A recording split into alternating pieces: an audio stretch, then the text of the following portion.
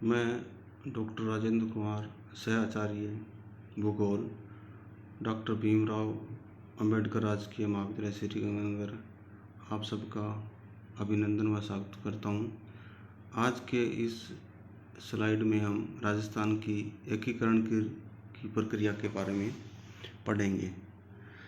स्वतंत्रता से पूर्व राजस्थान में 19 रियासतें व 3 ठिकाने थे और एक मेरवाड़ा व अजमेर का केंद्र शासित या अंग्रेज शासित प्रदेश था। राजस्थान की एकीकरण की प्रक्रिया 7 चरणों से होकर गुजरी है और स्क्रीन पे अभी आप देख रहे हो कि ये 19 रियासतें और 3 ठिकाने दिखाए जा रहे हैं। राजस्थान की एकीकरण की प्रक्रिया में सबसे पहले मत्स्य संघ का निर्माण हुआ। पूर्वी राजस्थान की 4 रियासतों ने अलवर, भरतपुर, धौलपुर और करौली के तत्कालीन नरेशों ने केंद्र सरकार के समक्ष अपनी 4 रियासतों के विलीनीकरण का प्रस्ताव रखा और इस प्रस्ताव को केंद्र सरकार ने स्वीकार कर लिया। इस नए संघ राज्य का नाम श्री कन्हैयालाल माणिक्यलाल मुंशी के सुझाव पर मत्स्य संघ रखा गया और इसका क्षेत्रफल 7,536 वर्ग मील था। मत्स्य संघ का उद्घाटन तत्कालीन केंद्रीय खनिज एवं विद्युत मंत्री श्री नरहरि विष्णु गाडगिल ने किया। अलवर को मत्स्य प्रदेश की राजधानी बनाया गया। धौलपुर नरेश राज प्रमुख, अलवर नरेश उप राज प्रमुख बनाए गए तथा श्री शोभाराम प्रधानमंत्री बनाए गए। राजस्थान की एकीकरण की प्रक्रिया का दूसरा चरण 25 मार्च 1948 को संपन्न होता है, जब राजस्थान संघ का निर्माण होता है। राजस्थान की 9 रियासतों कोटा, बूंदी, झालावाड़, बांसवाड़ा, डूंगरपुर, प्रतापगढ़, किशनगढ़, टोंक और शाहपुरा को मिलाकर राजस्थान संघ का निर्माण किया गया। इस संघ का उद्घाटन भी श्री गाडगिल ने किया। राजस्थान संघ की राजधानी कोटा को बनाया गया तथा कोटा के महाराव और डूंगरपुर के महारावल क्रमशः राज प्रमुख और उप राज प्रमुख बनाए गए। श्री गोकुल लाल असावा ने प्रधानमंत्री पद की शपथ ली। राजस्थान के एकीकरण की तीसरी प्रक्रिया 18 अप्रैल 1948 को संपन्न होती है, जब उदयपुर रियासत ने भी राजस्थान संघ में शामिल होने का प्रस्ताव रखा और इस नए संघ का नाम संयुक्त राजस्थान रखा गया। संयुक्त राजस्थान का उद्घाटन भारत के तत्कालीन प्रधानमंत्री पंडित जवाहरलाल नेहरू ने किया और संयुक्त राजस्थान का क्षेत्रफल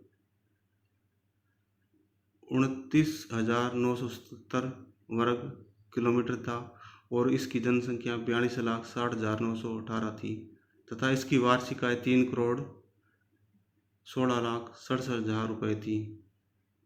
संयुक्त राजस्थान की राजधानी उदयपुर को बनाया गया तथा उदयपुर के महाराणा भूपाल सिंह को राज प्रमुख, कोटा महाराव भूप सिंह को उप राज प्रमुख तथा माणिक्यलाल वर्मा को इसका प्रधानमंत्री बनाया गया।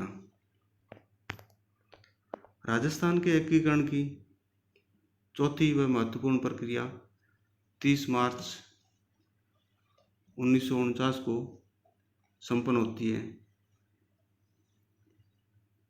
इस समय तक जयपुर, जोधपुर, बीकानेर, जैसलमेर और सिरोही की 5 रियासतें ऐसी बची थी जो एकीकरण में शामिल नहीं हुई थी। इसके अलावा 19 जुलाई 1948 को केंद्र सरकार के आदेश पर लावा चीफशिप को जयपुर राज्य में शामिल कर लिया गया, जबकि कुशलगढ़ चीफशिप पहले ही पांचवाड़ा रियासत का अंग बन चुकी थी।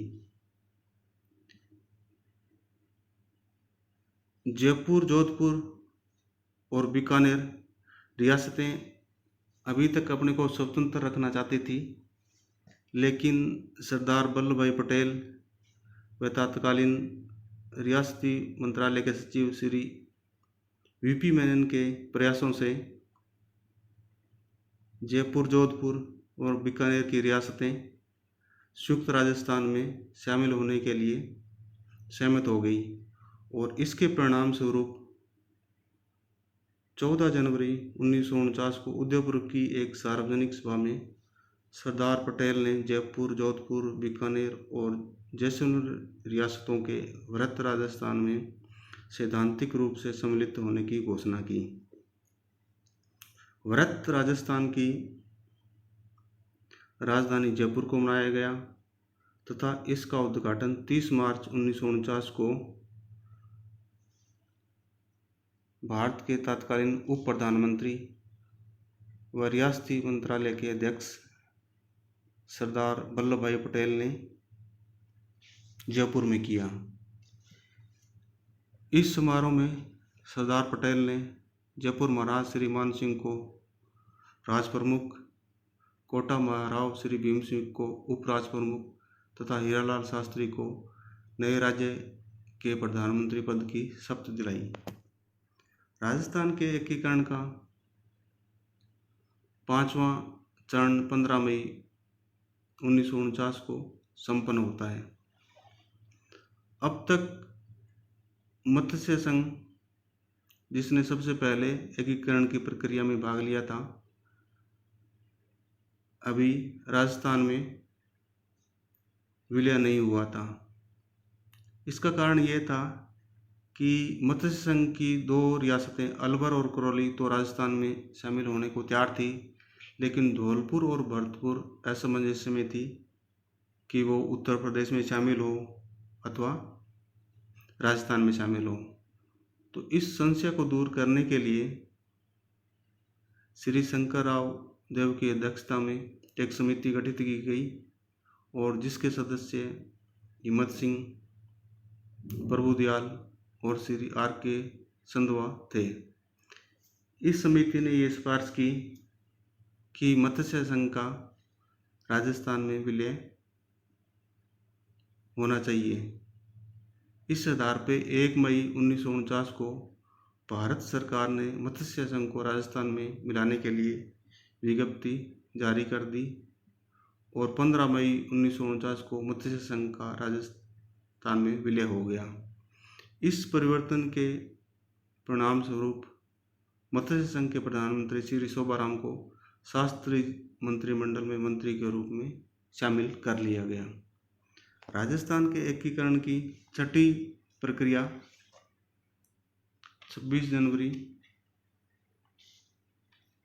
1950 को संपन्न होती है, जब मत्स्य संघ की तरह ही सिरोही के विलय पे राजस्थान और गुजरात के नेताओं के मध्य काफ़ी मतभेद थे। अतः 1 जनवरी 1950 को सिरोही का विभाजन करने का निश्चय किया गया और आबू व देलवाड़ा तहसीलों को मुंबई प्रांत में और शेष सिरोही को राजस्थान में मिलाने का फैसला लिया गया। इसकी क्रियान्विति 7 फरवरी 1950 को हुई, लेकिन आबू और देलवाड़ा को मुंबई प्रांत में मिलाने के कारण राजस्थान वासियों में व्यापक प्रतिक्रिया हुई, जिसके 6 साल बाद राज्य के पुनर्गठन के समय इन्हें वापस राजस्थान को देना पड़ा। राजस्थान के एकीकरण की 7वीं व अंतिम प्रक्रिया 1 नवंबर 1956 को संपन्न होती है। भारत सरकार द्वारा श्री फजल अली की अध्यक्षता में गठित राज्य पुनर्गठन आयोग की सिफारिशों के आधार पर 1 नवंबर 1956 को तत्कालीन अजमेर मेरवाड़ा राज्य को भी राजस्थान में शामिल कर लिया गया, जो अब तक केंद्र शासित सी श्रेणी का राज्य था और जिसका अपनी पृथक मंत्री परिषद और विधानसभा कार्यरत थी। इसी के साथ मध्य भारत के मंदसौर जिले की मानपुरा तहसील का सुनील टप्पा ग्राम राजस्थान में शामिल कर लिया गया, जबकि राजस्थान के झालावाड़ जिले का सिरोंज उपजिला नए मध्य प्रदेश को स्थानांतरित कर दिया गया। और वर्तमान समय में राजस्थान का संवैधानिक मुखिया गवर्नर होता है और लोकतांत्रिक मुखिया मुख्यमंत्री होता है। धन्यवाद।